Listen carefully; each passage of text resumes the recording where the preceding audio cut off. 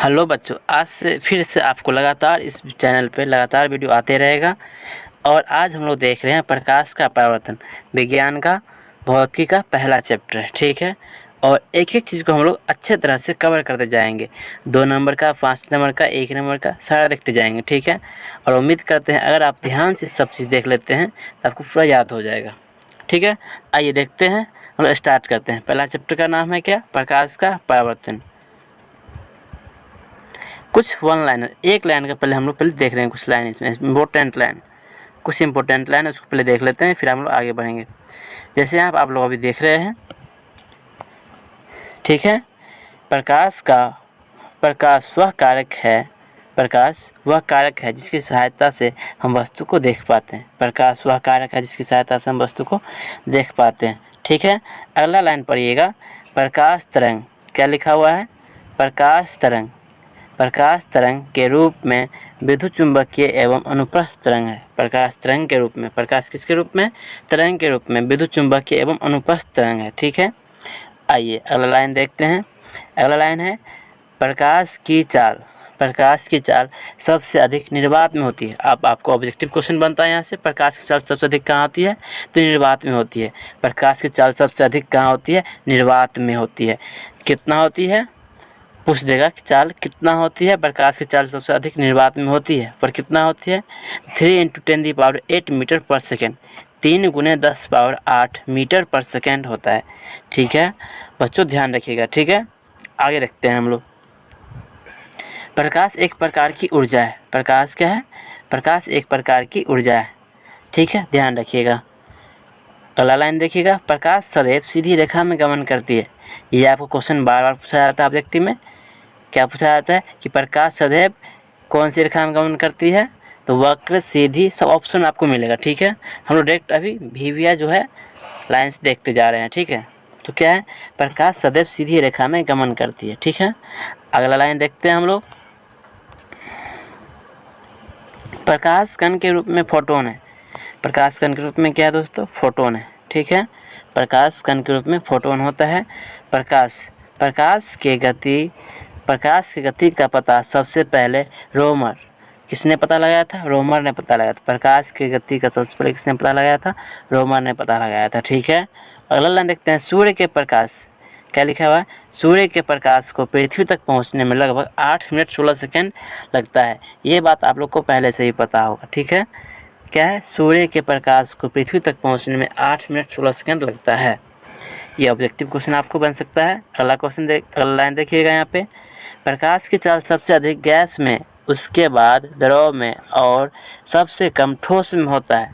सबसे कम कहाँ होता है? ठोस में होता है। ठीक है, अब देखिए यहाँ पे कि प्रकाश की चाल ध्वनि की चाल विपरीत होती है। प्रकाश की चाल और ध्वनि की चाल क्या है दोस्तों? विपरीत होती है। ठीक है, क्योंकि ध्वनि सबसे तेज ठोस में फैलती है। ठीक है, और आगे देखिए। प्रकाश के स्रोत हम लोग आ जानते हैं। प्रकाश हम लोग को मिलता कहाँ से? प्रकाश स्रोत होता क्या है? ठीक है, तो प्रकाश स्रोत जैसी बात करेंगे, जिस वस्तु से हमें प्रकाश निकलती है, जिस वस्तु से हमें प्रकाश मिलती है, या फिर जिस वस्तु से प्रकाश निकलती है, उसे क्या कहते हैं? प्रकाश स्रोत कहते हैं। उसे क्या कहते हैं? प्रकाश स्रोत। जैसे अभी देखिएगा यहाँ पे, जैसे यहाँ पे देखिएगा, कुछ प्रकाश स्रोत प्राकृतिक और कुछ मानव निर्मित होती है। कुछ प्रकाश के स्रोत प्रकृति होते हैं और कुछ मानव निर्मित होते हैं। ठीक है, जैसे सूर्य, चांद, तारे, ये सब सूर्य, तारे आदि प्रकाश की प्राकृतिक स्रोत हैं। ठीक है, और बिजली, जलता हुआ बल्ब, ट्यूबलाइट, मोमबत्ती, टालटेन, ये सारे क्या हो गया? मानव निर्मित हो गया। मानव निर्मित प्रकाश की स्रोत हो गया। ठीक है, ध्यान रखिएगा। आगे चलते हैं हम लोग। सूर्य हम पृथ्वीवासियों के लिए प्रकाश का सबसे बड़ा प्राकृतिक स्रोत है। ये क्वेश्चन ऑब्जेक्टिव में बनता है बार बार आपसे कि पृथ्वीवासियों के लिए सबसे बड़ा प्रकाश की स्रोत है। वहाँ पर ऑप्शन में रहता है, तो आप मारिएगा सूर्य। क्या मारिएगा? सूर्य मारिएगा, सूर्य। ठीक है, आगे चलते हैं हम लोग। आगे देखिएगा। सूर्य हम पृथ्वीवासियों से लगभग 15 करोड़ किलोमीटर है। कितनी दूरी पे है? सूर्य लगभग हम पृथ्वीवासियों से 15 करोड़ किलोमीटर दूरी पे है। ठीक है, ध्यान रखिएगा। प्रकाश में जितने भी स्रोत हैं, उनमें अन्य प्रकार की विभिन्न ऊर्जा को प्रकाश ऊर्जा में बदलता है। आगे देखिएगा, लैंप, लैलटेन आदि में तेल से संचित रासायनिक ऊर्जा को प्रकाश ऊर्जा में बदलता है और बिजली के बल्ब और टॉर्च में विद्युत ऊर्जा को प्रकाश ऊर्जा में बदलता है। ठीक है, प्रकाश ऊर्जा जिससे हम लोग प्रकाश मिलता है, प्रकाश ऊर्जा कहते हैं उसको। आगे देखिएगा, प्रदीप्ति या उसका ही दूसरा नाम है, प्रदीप्ति या उसका ही दूसरा नाम है, देखिएगा यहाँ पे, प्रदीप्ति या उसका ही दूसरा नाम है, क्या नाम है, दीप्तमान। दीप्तमान वस्तुएं या प्रदीप्ति बहुत आसान होता है। ठीक है, कुछ वस्तुएं प्रकाश उत्सर्जित करती है, कुछ वस्तुएं प्रकाश उत्सर्जित करती है, कुछ वस्तुएं प्रकाश उत्सर्जित करती है, जैसे सूर्य, बिजली का जलता हुआ बल्ब, ये सब क्या हो जाएगा, प्रदीप्ति या दीप्तमान वस्तु कहलाता है। ठीक है, प्रदीप्ति या दीप्तमान वस्तु कहलाता है। आगे ध्यान रखिएगा, अदीप्ति, जब दीप्ति आ गया तो क्या आ जाएगा, अप्रदीप्ति। अप्रदीप्ति वस्तुएं क्या होगा, अप्रदीप्ति वस्तुएं वैसा होगा जो प्रकाश उत्सर्जित नहीं करेगा, जो प्रकाश का उत्सर्जित नहीं करेगा, उसे क्या कहेंगे, अप्रदीप्ति। अप्रदीप्ति वस्तु कहेंगे, क्या कहेंगे, अप्रदीप्ति वस्तुएं कहेंगे। ध्यान रखिएगा, जैसे टेबल, कुर्सी, पंखा, ये सारे अप्रदीप्ति वस्तुएं कहलाएंगे, जिससे प्रकाश की स्रोत, जिससे हमें प्रकाश नहीं मिलती है, उसे क्या कहेंगे, अप्रदीप्ति कहेंगे। ठीक है, आगे चलते हैं और आगे देखिएगा, एक सरल रेखा पर चलने वाली, एक सरल रेखा पर चलने वाली प्रकाश के किरण को, प्रकाश की किरण को कहते हैं, एक सरल रेखा पर चलने वाले प्रकाश को प्रकाश की किरण कहते हैं। ठीक है, और इसका किरण पुंज, किरण पुंज क्या होता है, प्रकाश की किरणों के समूह को किरण पुंज कहते हैं, प्रकाश की किरणों के समूह को प्रकाश का किरण पुंज कहते हैं। ठीक है दोस्तों, ध्यान रखिएगा। आगे चलते हैं, हम लोग देखते हैं, मुख्यतः, एक सेकेंड, मुख्यतः किरण पुंज तीन प्रकार के होते हैं। प्रकाश की किरण पुंज मुख्यतः तीन प्रकार की होती है।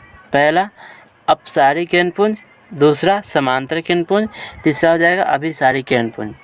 ठीक है, क्या क्या हो गया आपको ध्यान रखिएगा, अपसारी किरण पुंज, समांतर किरण पुंज, अभिसारी किरण पुंज। ठीक है, आगे देखिए, अपसारी किरण पुंज कैसा होता है, देखिए यहाँ, देखिए आप ध्यान से, ये क्या हो गया आपको, अपसारी किरण पुंज हो गया।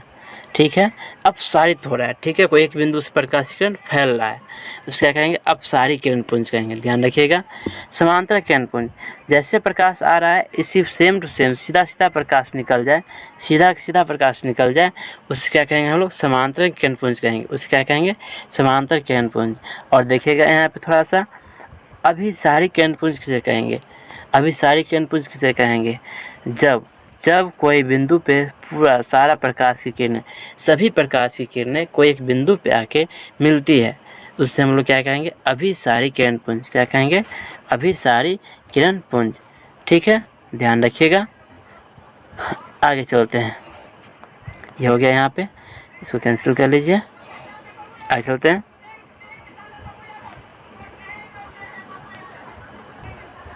अब यहाँ से आपको परिभाषा मिल रहा है। ठीक है, आप चाहे तो वीडियो रोक के नोट भी कर सकते हैं कि अपसारी किरण पुंज, क्या लिख सकते हैं, अपसारी किरण पुंज, इस प्रकार के किरण पुंज में प्रकाश की किरणें एक बिंदु स्रोत से निकलकर फैल जाती है।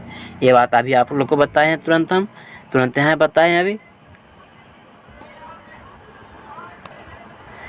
ठीक है, दूसरा है समांतर किरण पुंज, ऐसे किरण पुंज में प्रकाश की किरणें एक दूसरे के समांतर होती है, एक दूसरे के समांतर होती है। बहुत अधिक दूरी पर स्थित प्रकाश से आती प्रकाश की किरण पुंज को समांतर किरण पुंज माना जाता है, जैसे सूर्य से आने वाले प्रकाश की किरण पुंज। ठीक है, आगे देखिएगा, अभिसारी किरण पुंज, अभिसारी किरण पुंज इस प्रकार के किरण पुंज में प्रकाश की किरणें एक दूसरे पर आकर मिलती है, इस प्रकार के किरण पुंज में प्रकाश की किरण एक दूसरे पर आकर मिलती है या मिलती हुई प्रतीत होती है, अतः ऐसे किरण पुंज में किरण के बीच की दूरी घटती जाती है। ठीक है, अब देखिएगा प्रकाश की प्रकीर्णन। ठीक है, ये भी बहुत इम्पोर्टेंट क्वेश्चन है, देखिएगा यहाँ पे, प्रकाश का प्रकीर्णन, प्रकाश जब सूक्ष्म कणों पर पड़ता है, कोई प्रकाश किरण सूक्ष्म कणों पर पड़ता है तो वे कण उन पर पड़ने वाले प्रकाश कुछ ऊर्जा को अवशोषित कर लेता है, कुछ ऊर्जा को अवशोषित कर फिर उसे चारों ओर वितरित कर देता है, फिर उसे चारों ओर वितरित कर देता है। इस प्रक्रिया को प्रकाश का प्रकीर्णन कहा जाता है। ठीक है बच्चों, आगे ध्यान रखिएगा। आगे चलते हैं हम लोग।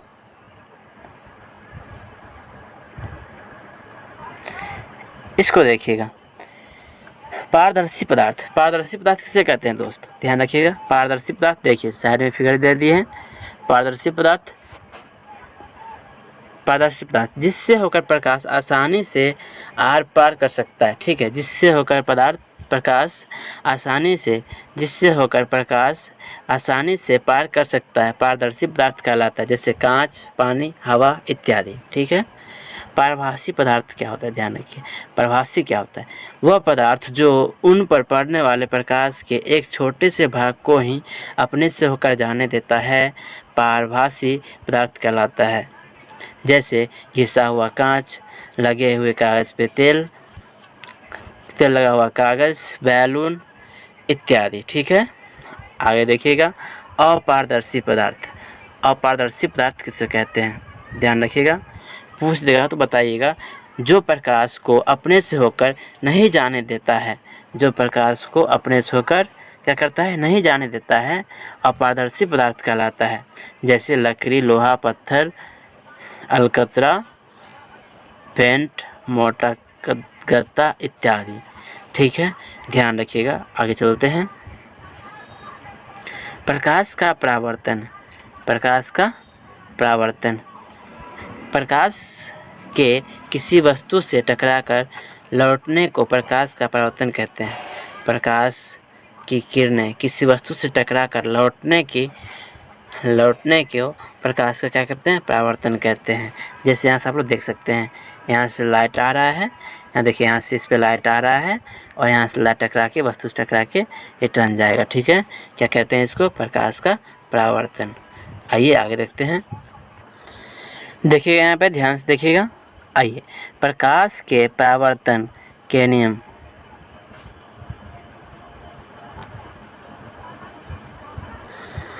आइए देखिएगा ध्यान से, यहाँ पे प्रकाश के परावर्तन के नियम को लिखिए।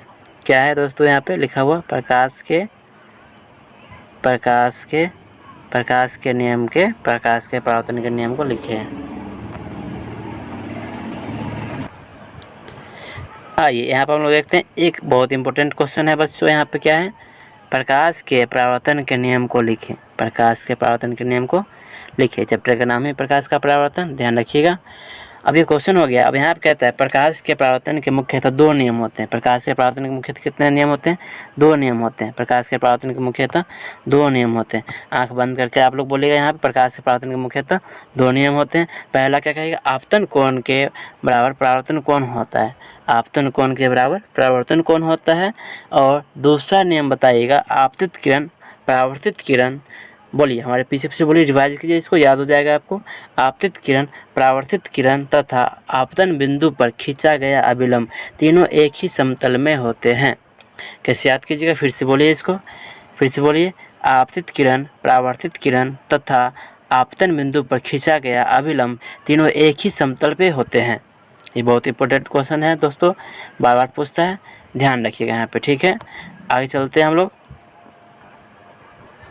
अब यहाँ पे ध्यान दीजिएगा, आपतित किरण किसे कहते हैं। ठीक है, आपतित किरण किसे कहेंगे, तो बोल रहा है कि बताया जा रहा है आपको कि आपतन बिंदु पर खींचे गए अभिलंब से जो कोण बनती है उसे आपतन कोण कहते हैं। ठीक है, जैसे अभी आपको बता रहे हैं हम।